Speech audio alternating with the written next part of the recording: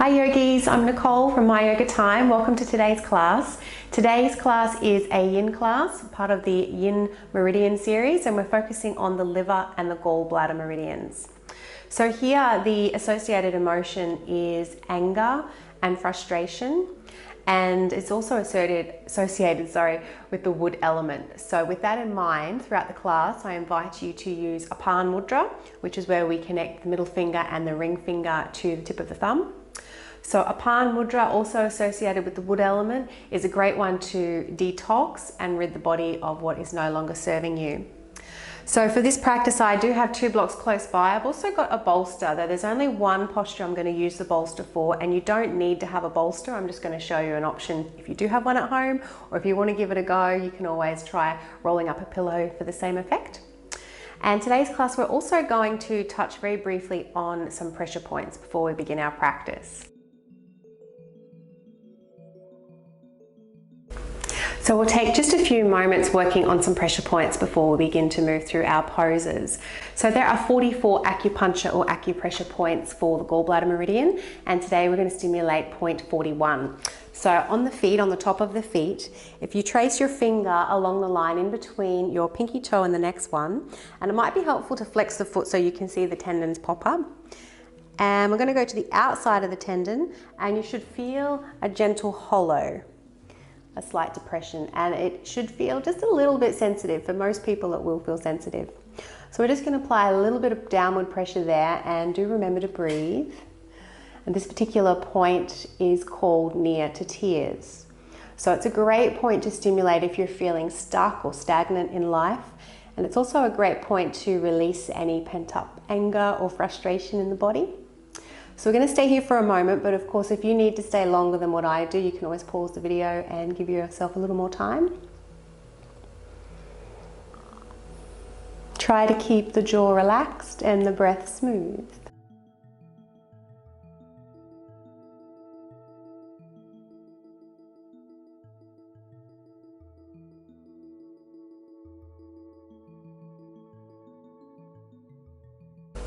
And from here we'll release and we'll move to the liver meridian. So the liver meridian has 14 acupuncture or acupressure points, and we're going to work with number 3, staying on top of the feet. We'll trace the finger now in between the big toe and the second toe, tracing up the center there, and just stop just before the bone. And you should find again a little hollow or a little depression, where you can apply some downward pressure. It's natural to feel a little tender, and this point is known as the happy wanderer. Represents the soul who embraces and experiences life, and who is calm and centered and balanced. So again, a little downward pressure there. And of course, if you need more time here than what I spend, then just pause the video and continue on.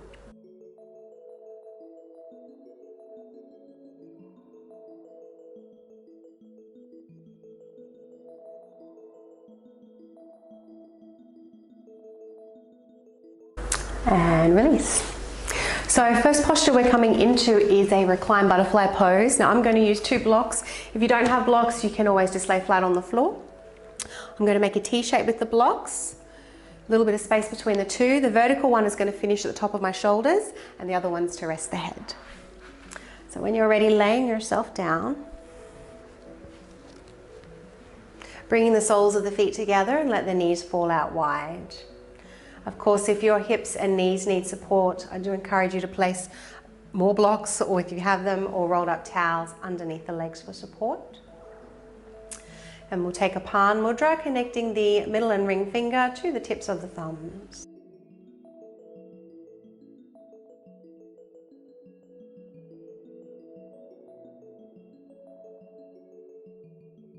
And if you haven't done so already, do close those eyes down. Placing the tip of the tongue where the teeth meet the roof of the mouth. It's just a gentle placement, no pressure. And maintaining space between the top and bottom teeth.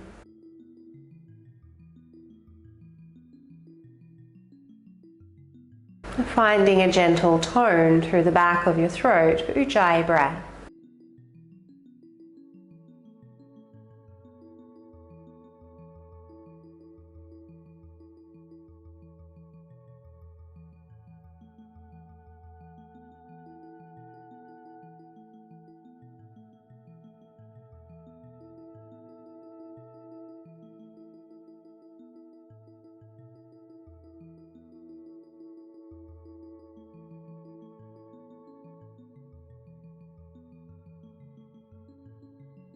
So this posture is focusing on our liver meridian. An essential feature of our liver chi health is that of flexibility, being able to adapt and change with life, being able to follow your path without deviation or distraction, and the ability to regain equilibrium in times of adversity.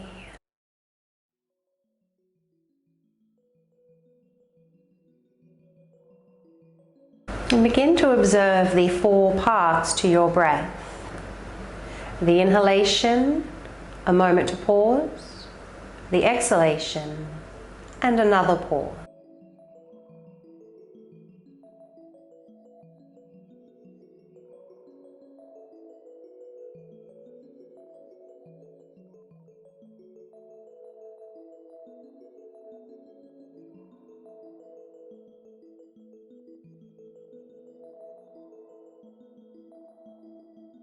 Let's take one more breath here.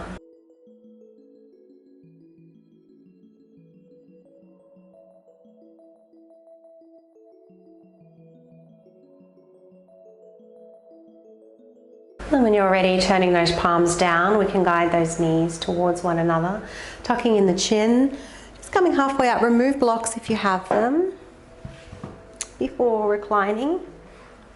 And we'll just take a brief moment with feet wide, knees falling into touch.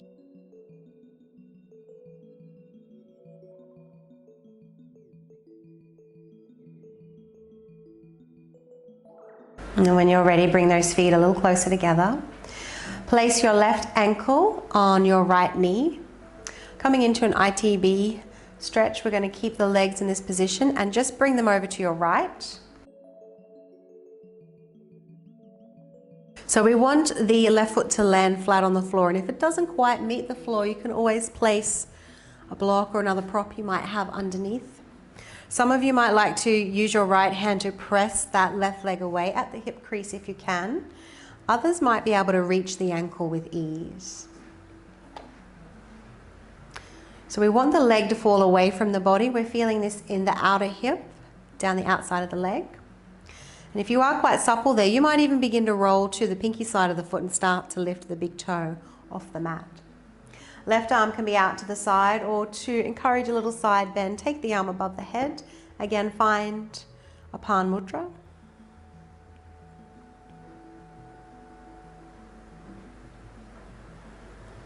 And checking the position of your tongue. Gentle tone in your throat.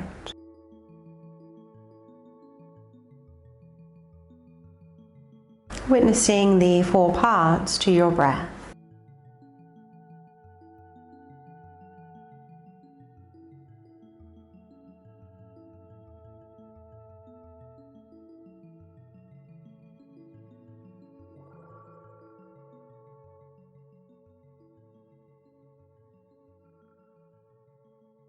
Just allow your right leg to be soft.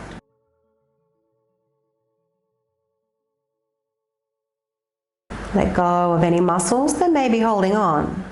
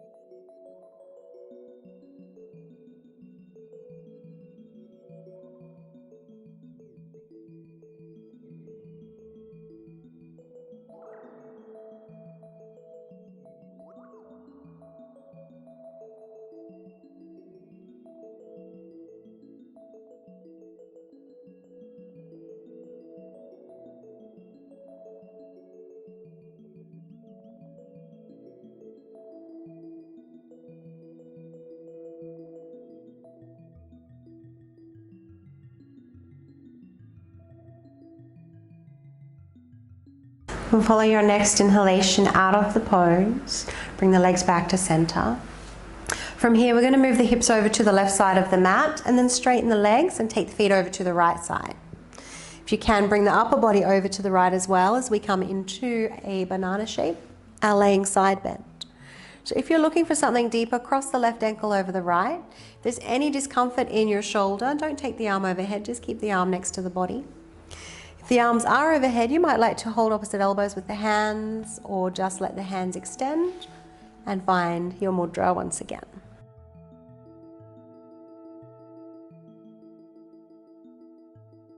And this posture is said to stimulate the gallbladder meridian.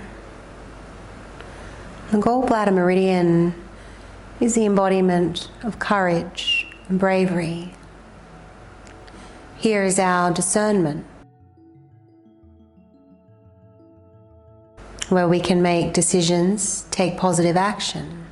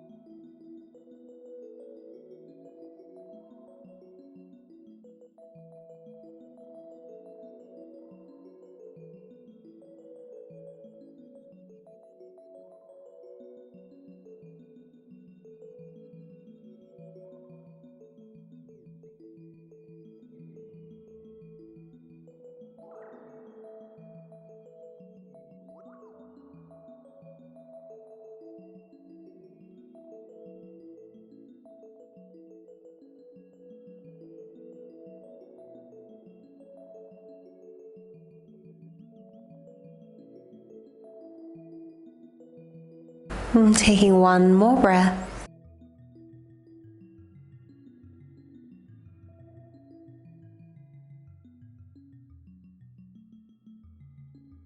And when you're ready, lower those arms down, uncrossing the legs, ankles, bending the knees. Come back to the center of your mat, and then we'll place the right ankle on the left knee. Keeping the shape in the legs as you take them over to your left, either using your left hand or to press the leg away or hold on to your ankle, finding a palm mudra through the right hand.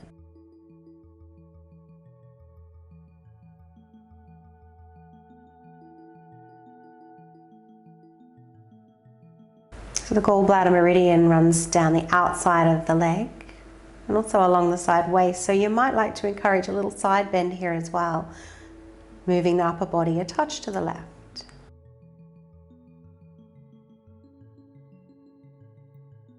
And just relax that left leg. Let it be heavy, let it go.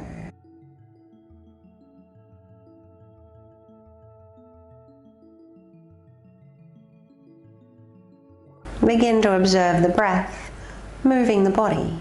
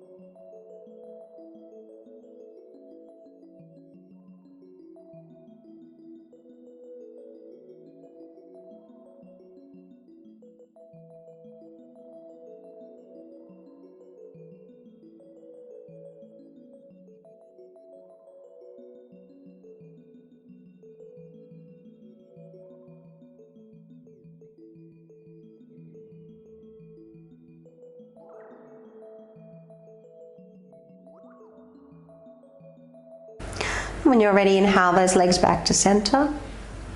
We're going to take the hips over to the right side of the mat. Straighten the legs and take the feet over to the left side. Upper body over to the left as well. Again, feel free to cross at the ankles, hold the elbows, or find your mudra.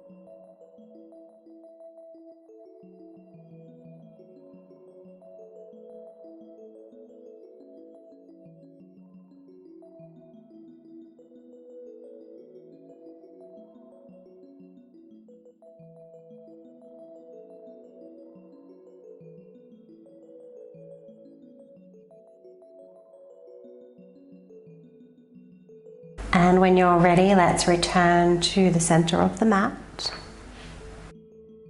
Just to help stabilize the back after those side bends, I'll get you to raise your feet, stack your knees above the hips, press your lower back down into the mat, so remove any space between your back and the mat. And just keep that jaw relaxed. A little tone through the navel, ladies through the pelvic floor. Keep the tongue in position. And keep breathing.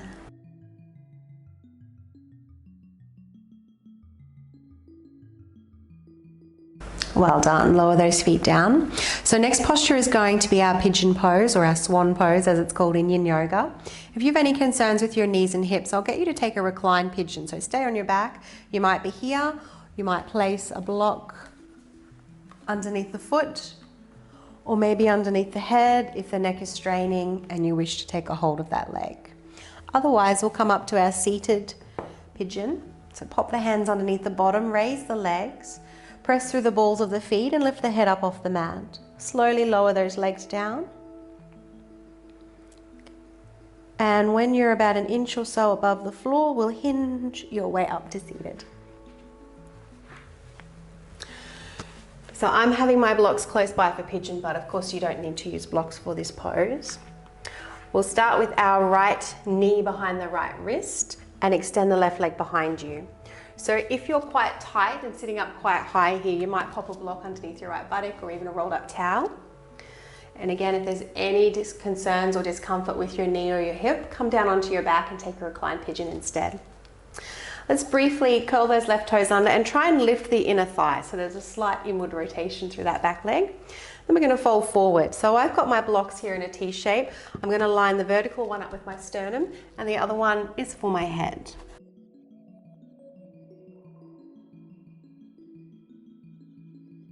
Feel free to turn those palms down, or you might like to turn the palms up and take your mudra once again.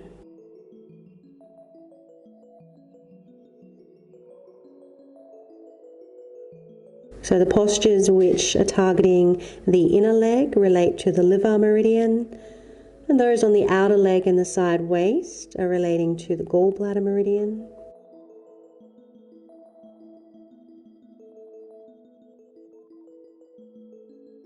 So those postures which are targeting the inner leg or a gentle chest opening are associated with the liver meridian. And those postures which are targeting the outside of the leg and the side waist are for the gallbladder.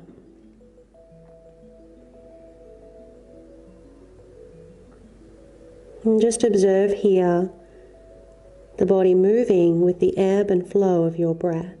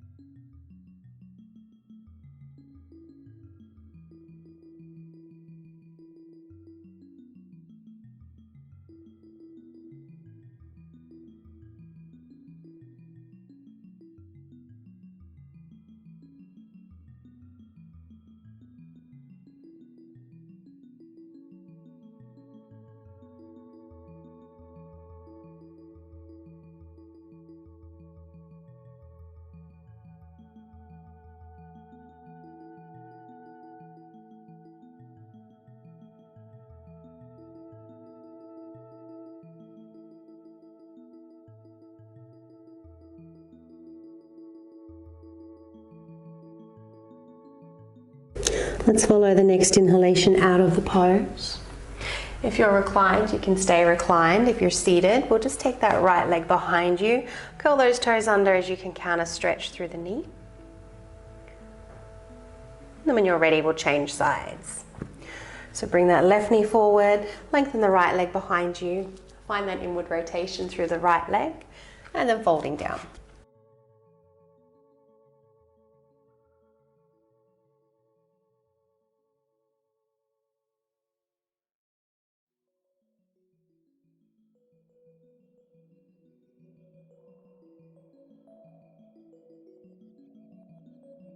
Remember that gentle pause before you exhale, and again before you inhale.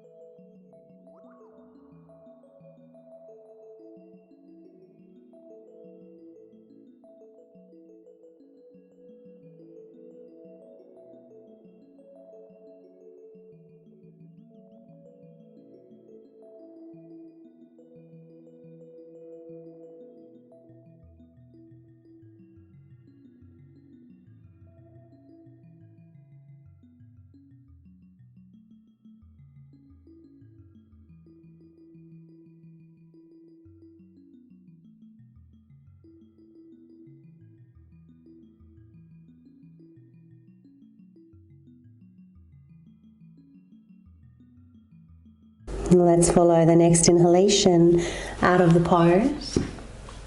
If you are reclined, you can make your way up to seated. If you are seated, we'll counter stretch through the left leg.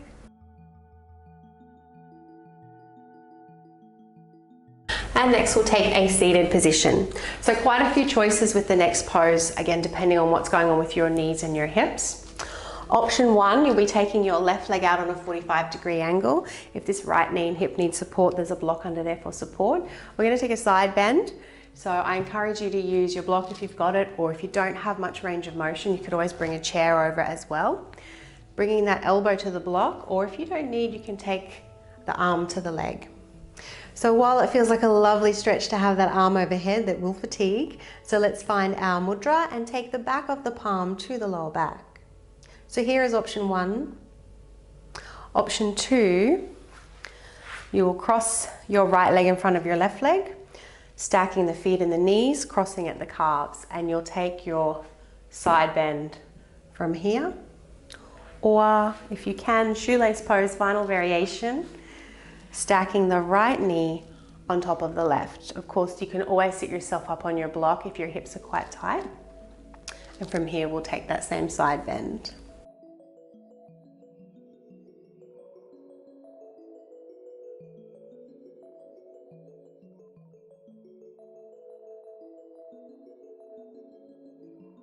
Just noticing here any tension which may have crept into the jaw. Do find either your drishti, a point to focus on with your 1,000-mile stare, or close those eyes altogether.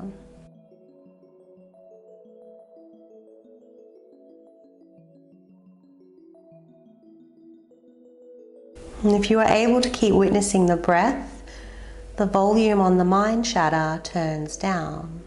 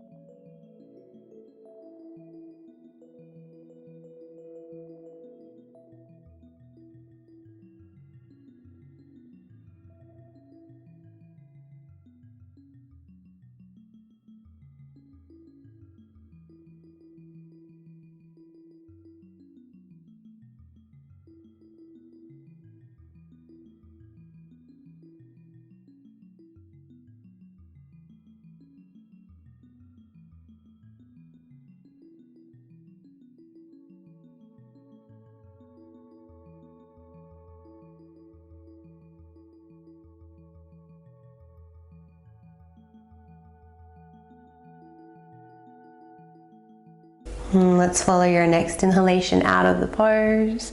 We can lean back and just swish those legs from side to side.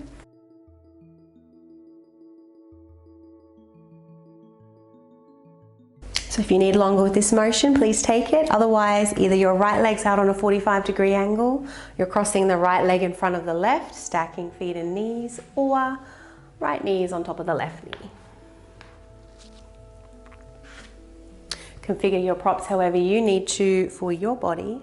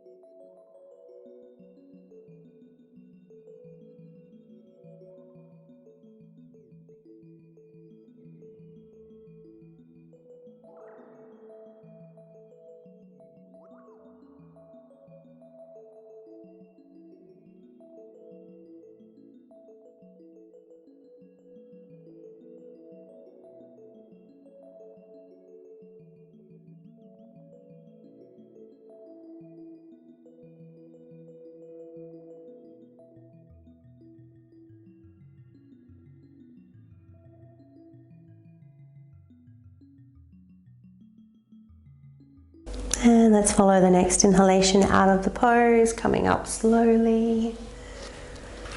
Again, we'll take those knees from side to side.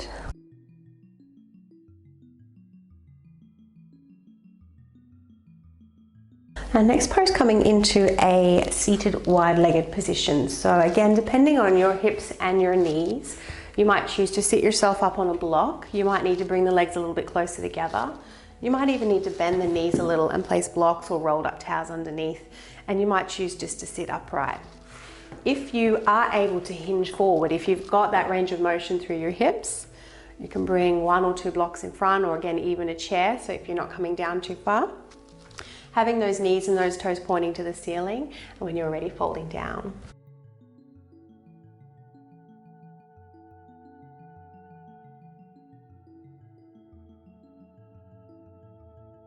I encourage you to turn those palms up once again, finding your mudra.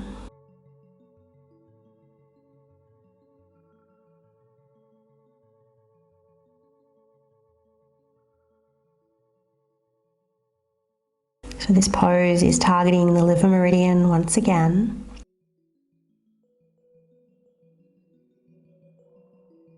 And one that often invokes a little frustration.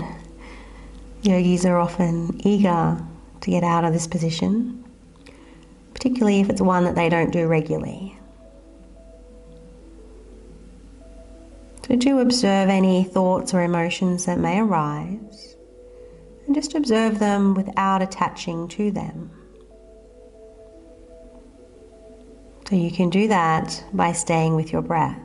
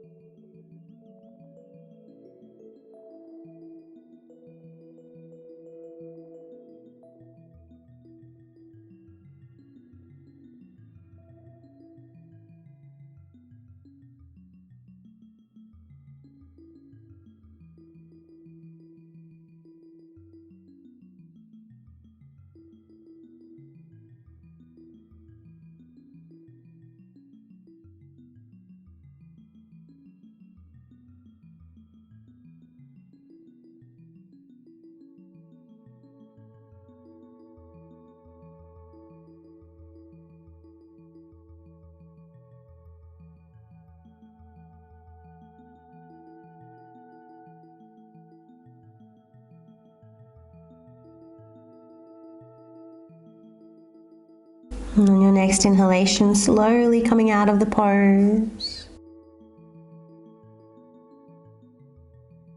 So it is important to move slowly when you do come out of your yin poses.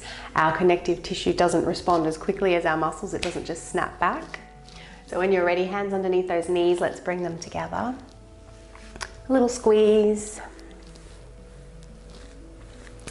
And your next pose is your Sphinx pose. So this is one I am going to use my bolster for, but if you don't have a bolster, you'll just come down onto your navel with those forearms out in front. Now, if you're feeling an uncomfortable sensation in your low back, take those feet a little bit wider, or maybe move those elbows a little further away from your ribs. Otherwise, if you've got a bolster or a rolled up pillow close by, we're going to recruit that one.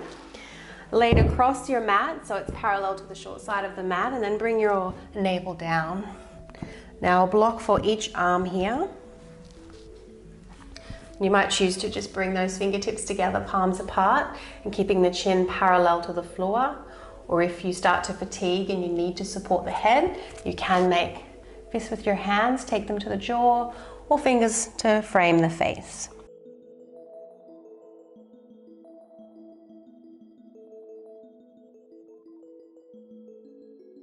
And feeling your navel move with the breath.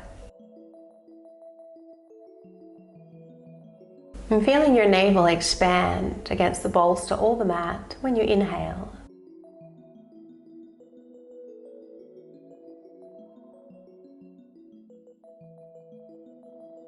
Our last posture for the liver meridian.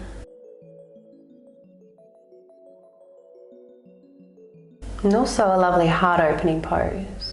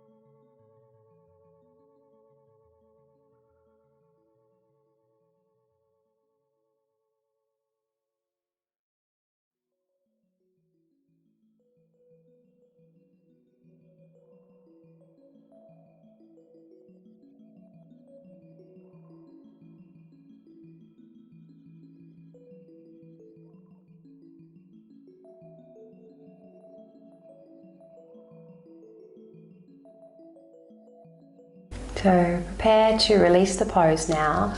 If you're laying flat on your navel without the bolster, you can just lower yourself down, turn your head to one side, give the body a quick rest. If you are on your pillow or your bolster, just pushing yourself back. You might like to bring your block with you, just finding a very neutral child's pose. So block is for the forehead. If it feels okay for your shoulders, rest those arms over the bolster. Otherwise, bring them next to the feet.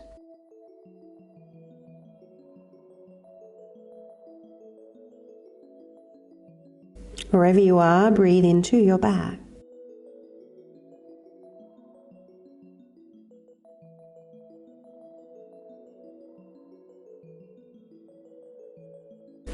And then, if you're in child's pose, coming up out of the pose.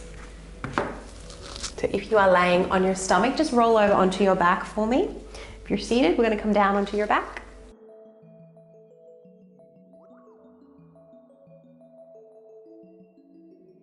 We'll finish with the gallbladder, coming into a reclined twist. So hips just a touch to the left leg over the right leg, and then twisting down to your right. Use your block underneath the leg for support. Now for some, this might feel a little too intense on the hip or the knee. If that's you, just uncross the legs and place your block in between the thighs instead. Arms out to the side, or if that left shoulder is in any discomfort, place the arm next to the back. If it feels okay for your neck, just lift the head briefly and move the back of the head to the right and turn your head to the left. Find a palm mudra.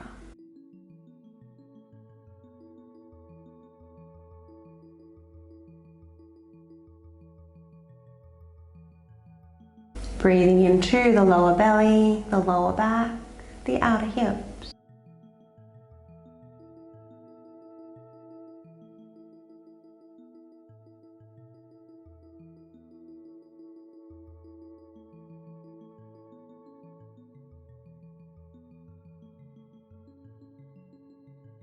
And I do encourage you to find a longer exhalation here. So to help set the pace, I'll count your next breath. So if this count doesn't work for you, find your own count with a longer exhalation. We'll inhale 4, hold 2, exhale 6, hold 2. Let's all breathe out together. And inhale 1, 2, 3, 4, holding 1, 2, exhale 1, 2, 3, 4, 5, 6, holding 1, 2.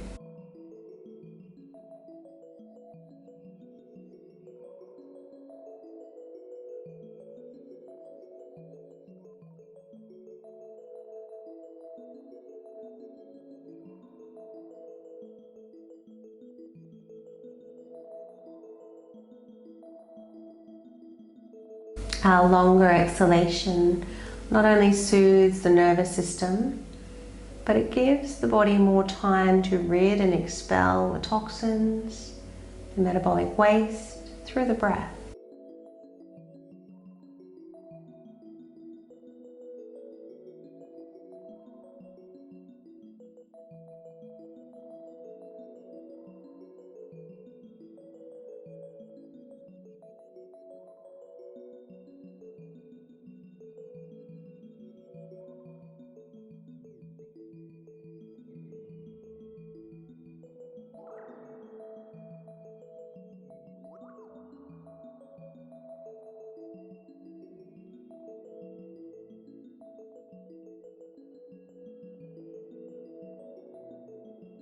And with your next inhalation, bring those knees back to center, uncrossing the legs and moving the hips just over to the right, just a little.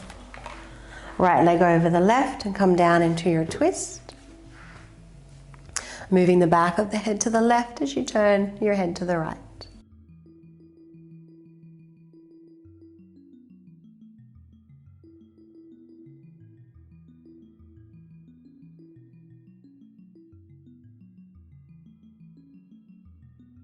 And once again, finding your longer exhalation.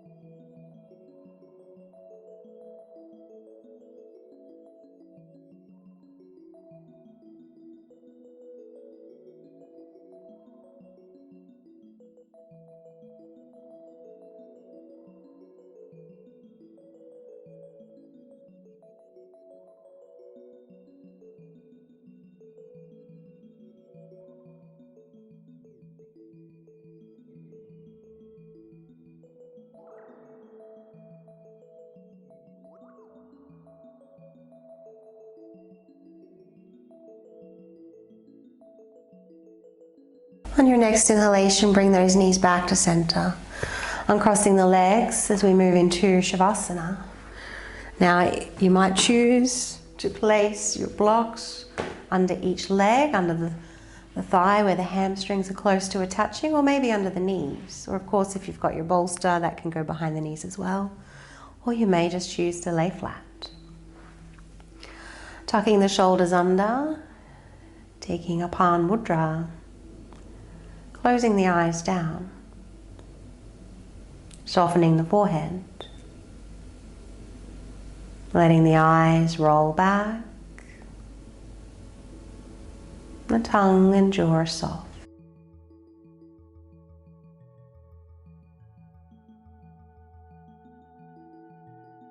And I'll leave you here, yogis, to just be. I hope you enjoyed the practice. If so, please do subscribe to the channel. It's the best way to support free yoga on YouTube. Wishing you a lovely day.